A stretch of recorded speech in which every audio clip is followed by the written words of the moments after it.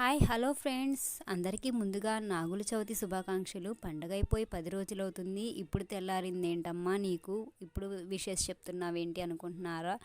ఏంటోనండి, ఈ వీడియో పెడదామంటే అంతే సరిపోతుంది. సో ఇప్పుడైతే కుదిరిందనమాట. సో ఇంకా నేనైతే ఇంకా పండగ రోజు అయితే ఇంకా పచ్చి చలిమిడి అయితే చేశాను. ఇంకా పెసరపప్పు అయితే నానబెట్టుకున్నాను. ఇంకా పొంగల్ అయితే చేశానన్నమాట నైవేద్యానికి.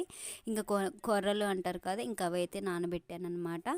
సో ఇంకా నాగమయ్య స్వామికి చాలా అంటే చాలా ఇష్టమైనవి పాలు, కోడిగుడ్డు, పచ్చి చలిమిడి, పెసరపప్పు, పొంగలే కదా. సో ఇంకా నేనైతే ఆయనకి ఇష్టమైనవి నైవేద్యాలు అయితే చేశానన్నమాట. సో ఇంకా పూజకు సంబంధించి ఇంకా పూజ అయితే చేసేసాను.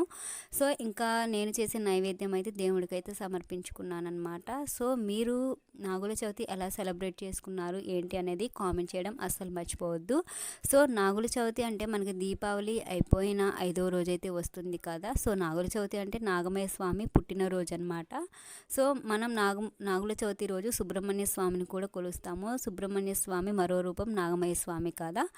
సో ఇంకా నేను ఇంట్లో పూజ అది చేసుకున్న తర్వాత ఇంకా కార్తీక మాసంలో మనం డైలీ తులసి చెట్టుకి అయితే పూజ అయితే చేస్తాం కదా. ఇంకా తులసి చెట్టు దగ్గర కూడా ఇంకా పూజ అయితే చేసుకొని ఇంకా నేను చేసిన నైవేద్యం అయితే తులసి దేవికి అయితే సమర్పించాము. సో తులసి చెట్టుకి మనం పూజించడం వల్ల సకల శుభాలు అయితే కలుగుతాయి. ఇంకా తులసి చెట్టులో లక్ష్మీదేవి అయితే కొలువై ఉంటుంది.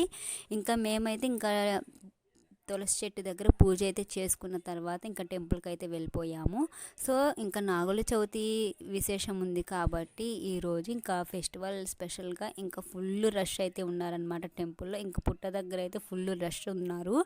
ఇంకా చాలా అంటే చాలా టైం అయితే పట్టిందనమాట ఇంకా పుట్ట దగ్గర మేము పూజ అయితే ఈ విధంగా అయితే చేసాము. ఇంకా పాలు, పచ్చి చలిమిడి, పెసరపప్పు, పొంగలి నైవేద్యంగా తెచ్చాం కదా. ఇంకా అవి అయితే సమర్పించి ఇంకా పుట్ట మీద పాలు అయితే పోస్తూ అందరి జీవితాల్లో మంచి వెలుగులు అయితే తీసుకురావాలని మనస్ఫూర్తిగా కోరుకుంటూ ఆ నాగమయ్య స్వామికి అయితే పాలైతే పోసాము.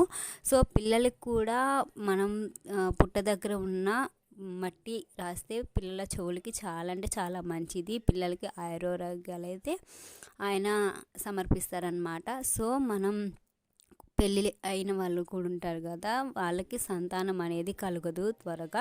సో ఈ నాగమయ్య స్వామిని పూజించడం వల్ల సకల శుభాలు కలుగుతాయి, ఇంకా సంతానం కూడా కలుగుతుందన్నమాట. సో మనం కోరిన కోరికలు కూడా నెరవేరుస్తారు ఆ నాగమయ్య స్వామి. అంత సత్యం గల తండ్రి అనమాట. మా ఇంటి కులదైవంగా మేమైతే ఎవ్రీ వీక్ మేమైతే నాగమయ్య స్వామికి అయితే పూజ అయితే చేస్తాము. మేము ఇంకా నాగమయ్య స్వామి పుట్ట దగ్గర పూజ చేసిన తర్వాత ఉసిరి చెట్టు కింద అయితే ఈ విధంగా అయితే పూజ అయితే చేసుకున్నాము. సో ఈ వీడియో నచ్చితే కనుక లైక్ చేసి మన ఛానల్